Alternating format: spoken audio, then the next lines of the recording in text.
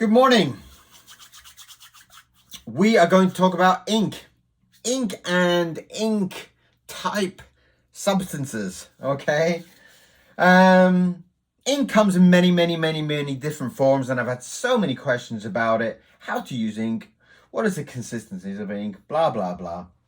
And ink comes in many different forms, as in a little jar of ink, black Indian ink. It comes in a little cute little sweet jar like that.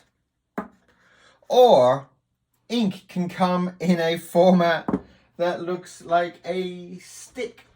Where's my stick gone? Where's my stick of ink gone? My stick of ink. Like that. Like a hard block.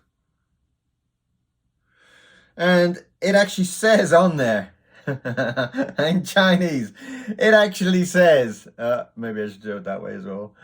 It actually says, better than gold. That's how important some of those Asian countries like Japan and China think about ink. Better than gold. I believe that. Now that's a hard block of ink, which I will demonstrate in a minute. And there's other forms of ink, and I use it in another way of things like graphite. I add graphite. Add graphite to water and you will get this kind of inky substance. There's also things like acrylic inks. Acrylic as in like acrylic paint.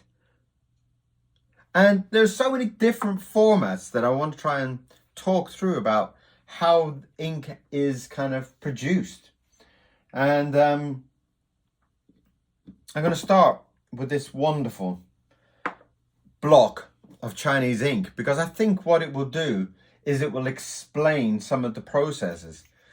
Now, I'm going to take some water, just regular water, put in a very, oh, look at that. Oh my God, look how beautiful that cup is. Is that one of your drawings there, Kieron, on the front of a cup? Yes, it is. My God, that's a beautiful mug. And we are going to basically show how taking a little bit of ink,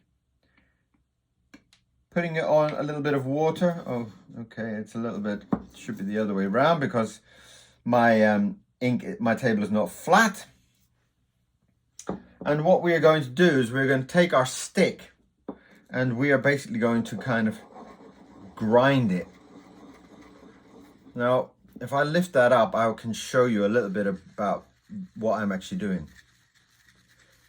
I'm circle motion and I'm grinding the ink. I'm grinding this stick into the water to produce an ink. And the ink will produce a substance that is very much like what you get in a jar. And a lot of the Asian artists or the Asian painters believe that this circle motion, this is a preparation, calming your soul, preparing your mind for the artwork in front of you. And I think that's a very beautiful thing. It's not about just opening a jar and dipping your pen in. Now, I'm going to try now. I haven't seen what consistency this is, but I'm just going to try with a brush and our water and see. Look at that. Isn't that incredible? And obviously there's some water there, so if I put it in, you can see it, boom. You're getting a whole gradient there with your water, just by adding your water. If I get like a little pipette and I add it to the ink, you will see how that ink is used in paintings. You see the way that it bleeds through. And again, if you're adding ink, you can paint with it. You can get a beautiful patterns and beautiful gradients with it. And in the same way that if you're using this ink basically as you prepare your ink in your block, like this, your ink is there. And the tray will actually slope away. Now, once your ink is to a good quality that you're happy with, you will use this to kind of drag your ink down into this kind of little tray down here. And if you need to produce more ink, you will drop your water on here and prepare again with this, and then you will drag it down into that to keep a level of ink and a consistency. So you can see how beautiful the textures are come up here with the ink. And I'm just going to try to kind of, maybe I'll find a smaller paintbrush. There we go. This one's got a little bit more of a point to it, so it's a little bit more gentle maybe. And I'm going to try and draw something with the ink. This is the first time I've ever used that ink. You can see it's like a dry stick, so, and I'm just going to try and draw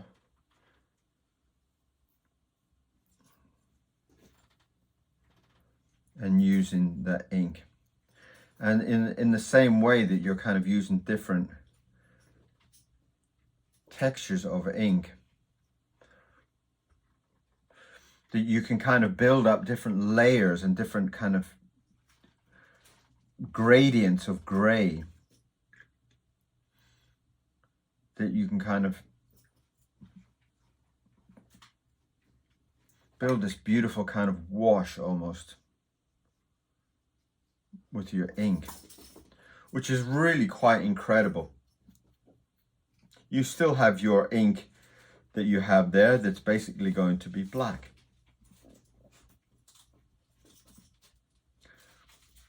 Obviously my table is at an angle, but the way that they use their ink is basically by, now as you can see there's little breakups there in the ink, and the Chinese kind of calligraphy would be doing something like boom, boom. And I mean, I'm not going to write in Chinese here, but I'm just going to basically showing you a style that the Chinese would use. And what it's doing here is it's basically a grinding down of a block to produce ink. Now I've almost used that ink up, so you'd repeat the process. You'd put in a couple of drops of water and you would grind your stick again. And that grinding process, circle action, is, again, it's producing, slowly it's producing a different. Now obviously if you turn this stick 3 or 4 times, it's going to give you a very light grey ink. But the thicker you want the ink and the darker black you want the ink, the more you turn that stick and you grind up to a consistency, and you can see the consistency of your ink being mixed in with the water. And again, you're going to drag your ink down to the ink well, if you want to call it that, at the bottom, and then you will have your new ink. And again, that's quite grey. So if I'm to do that a little bit more, and I'm going to keep turning my ink and keep turning my ink, what you will find is that the more you turn it for a couple of minutes, you will start to find that the ink turns to black. And the blacker and the more dry that ink becomes is more of a calligraphy type of ink. So you can start to see that that's starting to become a very thick consistency. Now, before I actually pull it away, and you will see now that this ink will be much thicker in. Can you see that? Obviously there's a lot of water on my brush still. And that's the way that the ink is. In the same way that if you're using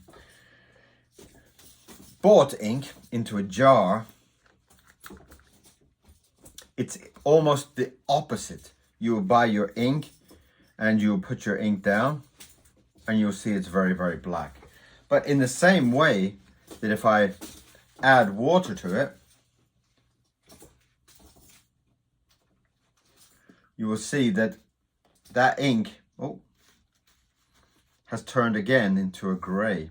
You see? Almost identical to the way that the stick ink is to your bought liquid ink. It's almost like someone has already prepared all that grinding of the stick, grinding of the ink, and finding a constant consistency. Now, the difference is that if I use my bought ink, I've got a very, very, very, very black, constant. Every time I put that down, it's going to be a very constant line. And that's basically the way that you would work with your stick. You would build up a consistency by grinding this ink down, by moving it and moving it and moving it.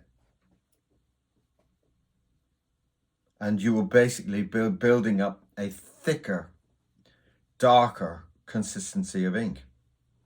Now, now if I take,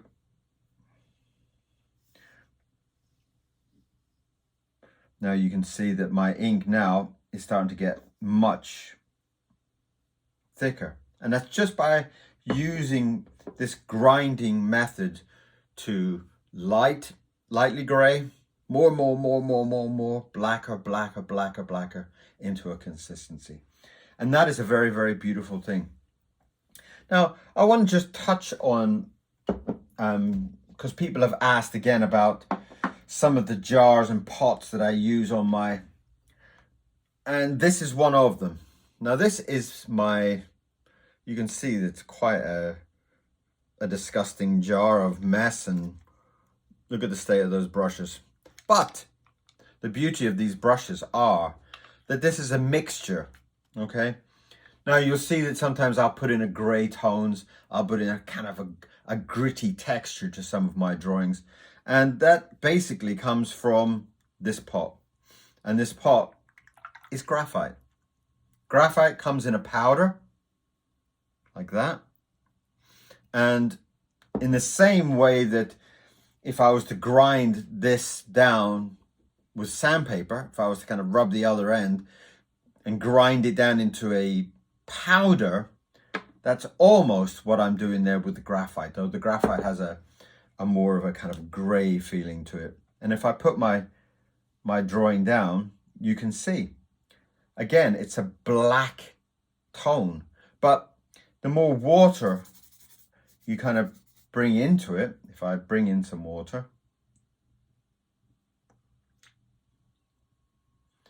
it has this texture. And what it does is that when I use this gray graphite styled, it will give me a kind of a very